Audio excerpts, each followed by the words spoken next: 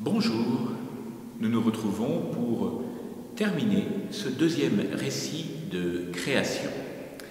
Ce deuxième récit de création ne s'arrête pas par la création de la femme et l'émerveillement de l'homme devant la femme, mais il continue avec le verset 24 qui dit « C'est pourquoi l'homme quitte son père et sa mère et s'attache à sa femme, et ils deviennent une seule chair.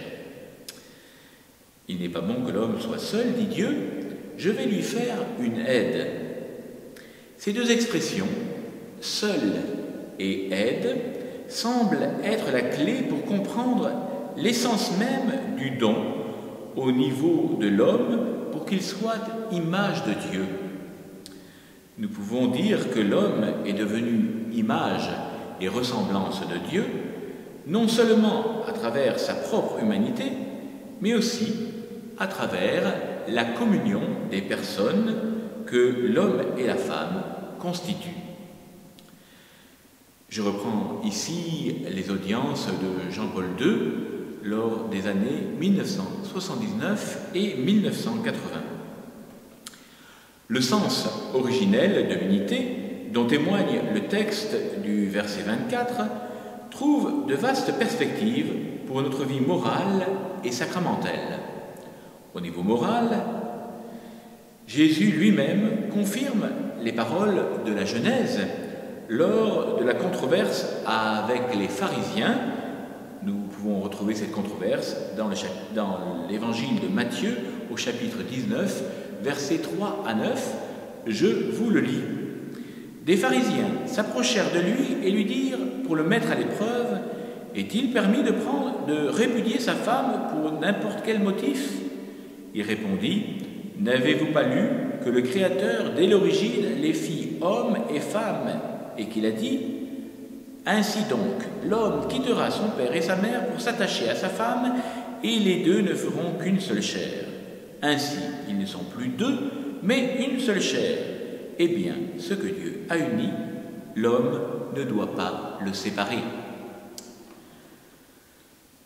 Au niveau sacramentel, strictement théologique, saint Paul, dans sa lettre aux Éphésiens, au chapitre 5, versets 25 à 32, fait un parallèle entre le mariage humain et l'union du Christ et de l'Église. Le Christ peut être dit époux de l'Église parce qu'il est son chef et l'aime comme son propre corps, ainsi qu'il arrive entre un mari et une femme. Ce symbolisme plonge ses racines dans une tradition plus ancienne, une tradition prophétique. Vous pouvez aller retrouver cela dans le prophète Osée, au chapitre 1 et 2 en particulier. L'homme et la femme, avant de devenir mari et femme, se découvrent comme frères et sœurs, dans la même humanité. C'est alors que commence cette communion des personnes, dans laquelle tous les deux se rencontrent et se donnent dans la plénitude.